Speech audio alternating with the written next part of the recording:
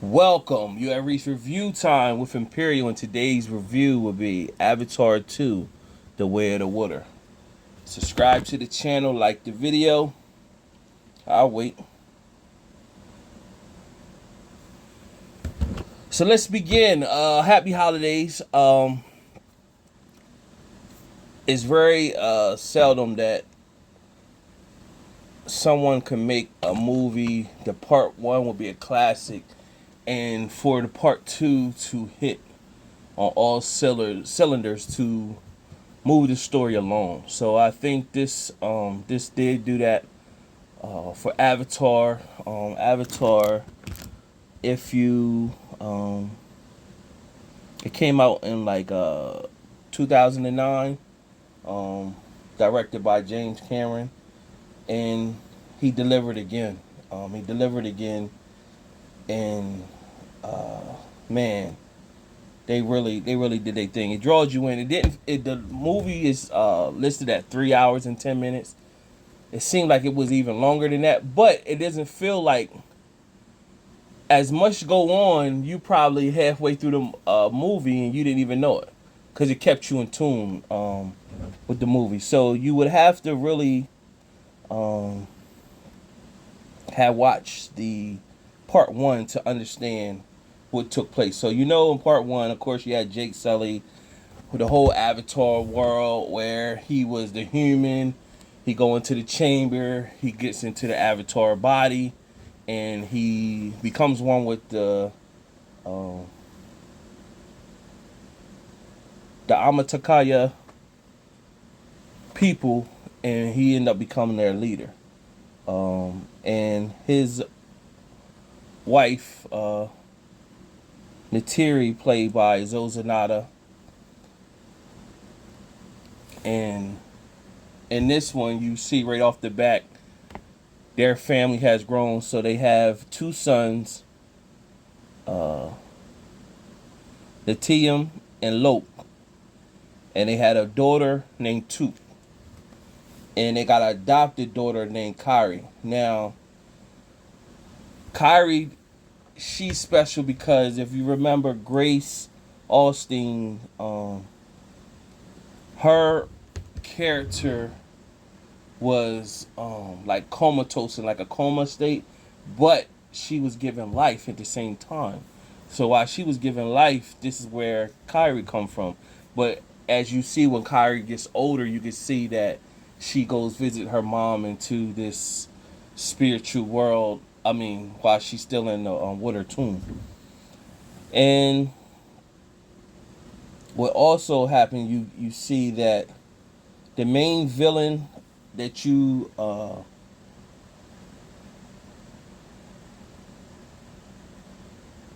main villain that you seen in part one, where it was the colonel or general, whatever he was, he had a son. Now his son is named Spider, and his name, of course, was Quaritch, and he had a son that grew up amongst the Avatar people, and he pretty much this is something straight out of the Tarzan. Tarzan grows up with the apes, and that's what basically he is. He grows up. He got the the dreads like a Tarzan would have, and he lives on the land. He thinks he's one of he speak their language. He do everything they do, but he's just human or whatever. And they call him Spider. So that's what's going on. Now, what happens is life is going good. They're one family. They're a unit. They're called the Sullys, showing a real family aspect throughout the whole movie. One night they're sitting, laying in peace. They see lights coming from the sky. The sky people was what they call them. It's coming to take over. And where they was at, their village caught on fire and everything like that. So they moved higher ground, moved out the way. A year later passed. Now they're setting up shop. The sky people setting up shop. They're saying Earth is dying. They making preparation to make things on this second planet, so people could live on there. So meanwhile, what took place is Gorwich, they took his body when he got killed, long before he died. They took his memories out of him and put it on a disc. What the plan was is in the event he gets killed, we know he got killed at the end of Avatar. In the event he gets killed, he would come back as an Avatar, but with his memory of him when he was a soldier and everything. So that's what happened. And now he got to bring back all his old crew as well. So the mission is to go get Jake, and they got to do recon or whatever. So of course, upon them, and this review is going to be a summary of 3 hours and 10 minutes. So it's not going to cover every bit and piece of everything that happened. So it's worth to go watch this movie. I'm saying that right off the bat. Go watch this movie. This is just a summary for those of you who ain't gonna sit through 3 hours and 10 minutes. You get the bulk of what's taking place. Quaritch comes with his whole crew. They go do recon. What happens is Jake had all his kids, 4 kids. They mischievous, just like kids. They teenagers. Took is the youngest one, and they just always into stuff. So they're scavenging the land, and what happens is they come upon the kids. Quaritch and his crew, they all avatars. They come up on the kids. So what Jake and his village people been doing, they call the forest people, they've been salvaging the military stuff. Like if they taking trips, recon, doing whatever, they would take and intercept their shipment, take their supplies and stuff like that. So you right off the back, you see that Natamri, which is one of his oldest son, you see he's his dad. Listen, structured warrior. Took, the other son, Loke, not Took. Took is the little girl. Loke, he's hard headed, and he could get. You can see he get his brother. The oldest brother has been told to look after the little brother, but the little brother keep getting into stuff, and then he got to keep going back after him. Which you find out that comes to his detriment later on in the film. Nevertheless, so Loke always keeps a thing on him that he can reach his dad and tell him it's danger. So he tells him danger, and what happens is Natari and Jake comes and rescue them.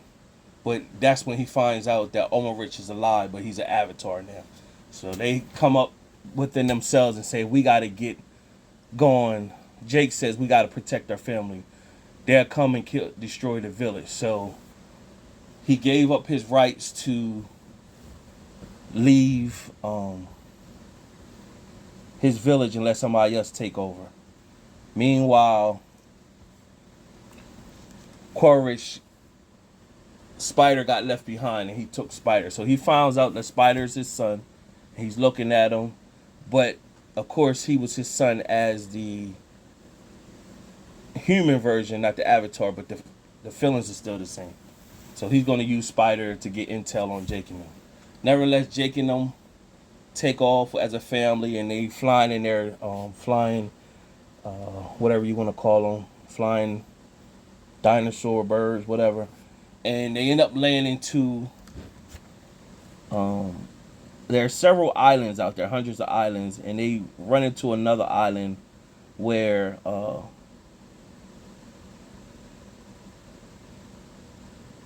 they're not welcomed at first. However, the main tribal leader, he knows Jake and the story of Jake taking down the sky people. He respects him as a warrior. So the rest of the village, the water people, are not welcoming to Jake and them at first. And of course, the queen of the village, she's standoffish as hell, but she's pregnant with child. She's like, no at first. Now, these water people got a more aqua color to them than the regular blue avatar color. A more aqua color. And they got, they're built different because they're using in the water, so they got aquatic hands like a mermaid or something would have or whatever. So they kind of mock Jake and them because they're half breeds or whatever. They got 5 fingers and stuff, but um,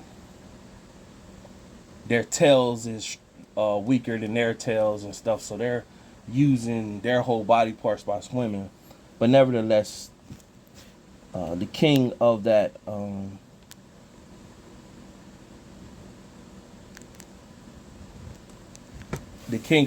village of the water people pretty much told everybody, listen, y'all need to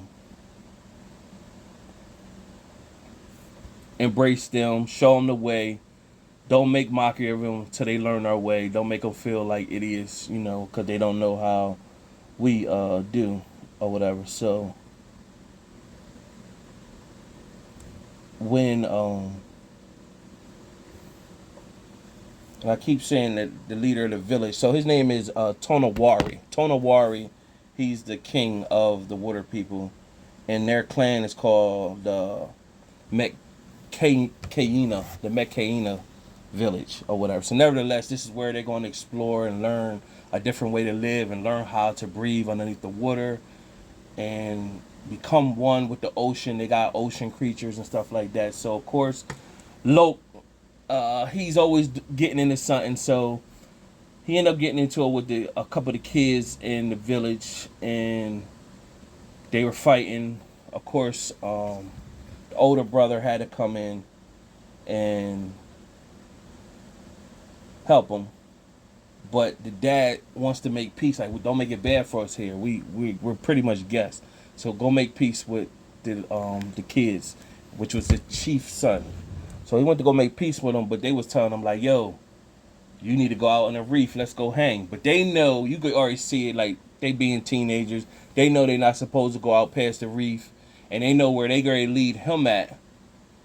Could lead to danger because he's not familiar with the ocean and everything like that. So what happens is they lead him in the ocean, told him they're looking for fish, and when he went looking for fish, what took place is they dipped on him. So when he came back up, uh,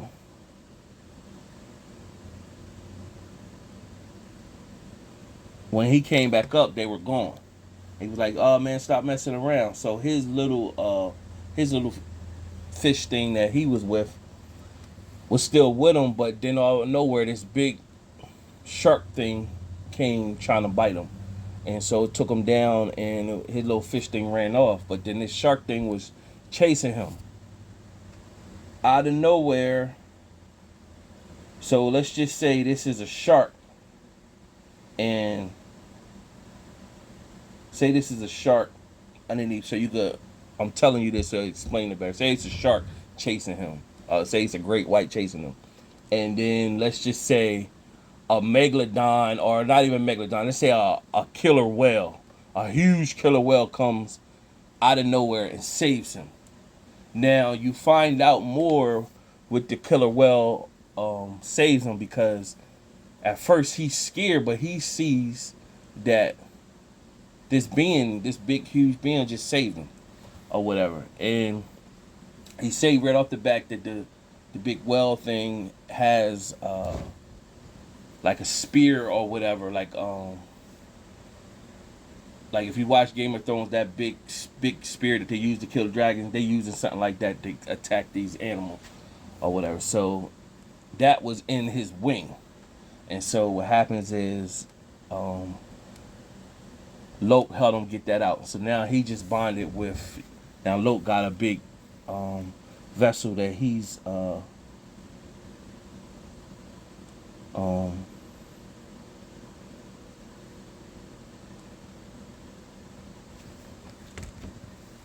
Loke got a big specimen as his protector now. So this specimen, whatever it is, I keep saying specimen. It's, for lack of better words, it's a big great white or whatever. So it's called Payakin, and Payakin became an outcast to his species because what took place, his people, Payakin's people, other great white type species like him, they became aware of the ocean, and violence is not. They don't want violence, and they just want to be remain peaceful.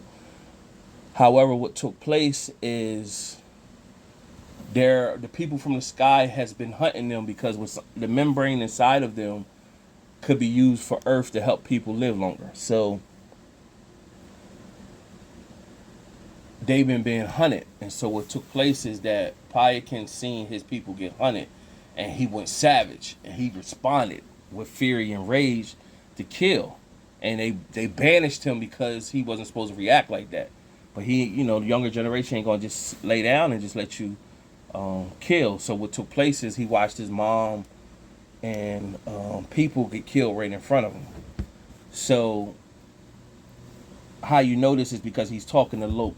They're communicating sign language and everything like that. So what else is going on is that Kiri, she's feeling like an outcast because she never met her mom. She's feeling down, but she's spiritually connected. You could tell, like, when everybody was struggling to transition to learn how to swim beneath the water, she instantly gravitated to underwater where she could breathe with no problem, and she was spiritually connected. And you get to see like her, that tail thing that they got to connect. She could connect with the ocean, and one of the moments she went connect underneath the ocean, she went into like a shock, a seizure, and she was seeing her mom in a spiritual world, and she was talking to her mom in the spiritual world, but then she caught a seizure, and they pretty much was saying if she went back into that space, she could die. But you get to see when a big war breaks out at the end, she uses those powers with the ocean to connect, and the ocean was able to help save people and help her fight as well. So what happens is you got Quadric and his men. He links up with the men that's hunting Payakin, aka the great whale species in the Avatar world. So it doesn't look like, it looks like a great whale with even big like a megalodon, and the mouth opens up real wide. And what happens from there is they link together, and so what happens is that tribe of species was connected with the Medicaians, and they were looked at, even though they were great whale type species, that they were bonded with the water people, and they looked at them as brothers and sisters. And so what happened is they came back to greet the water people, and they were all kinship. And then the queen of the Medicaian village, she was a sisterhood to one of the great whale species. And what happened was they call them tokes. They call them toke species. And she seen that she was pregnant, and she had a child as well, but she seen that the queen was pregnant. And what ended up happening is you watched her get hunted down, and she ended up getting killed by the hunters and everything. So what ended up taking place is they was looking for Jake. They couldn't find him, but then they tracked him down. They was able to track him down, and it was just a bunch of chain of events. The big war broke out, and both sides was losing. And what ended up taking place is Jake's oldest son. Now, when I first started giving a review, I stated that he always told him look after your younger brother. And he kept going back looking after his younger brother. And so the last time he went to go look after his younger brother, he saved him, but this time he got shot. And when he got shot, it ended up killing him. And so that was like sentimental. Of course, the mom went in savage mode, and was a moment where Gertrude was left. He was the only one left. The shit was going down, and he ended up getting lost underneath the water. And Spider, who's his son, it was a moment where it was Natari had Spider at knife point, and meanwhile, Quotrich had Kyrie, which is the adopted daughter of Jake and Atari, had her at knife point. And then when Atari goes savage mode, she goes savage mode. she becomes something else. So, she want to fight. She like, I hate the sky people. So it looked like she might have killed Spider.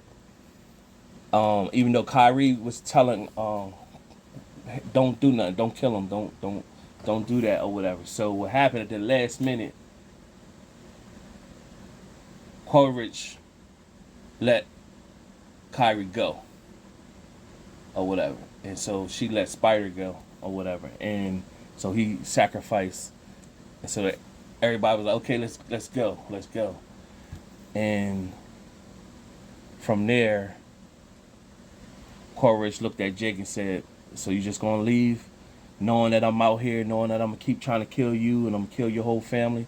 And so Jake was like, well, what the hell? So they went and started their battle while the ship is sinking.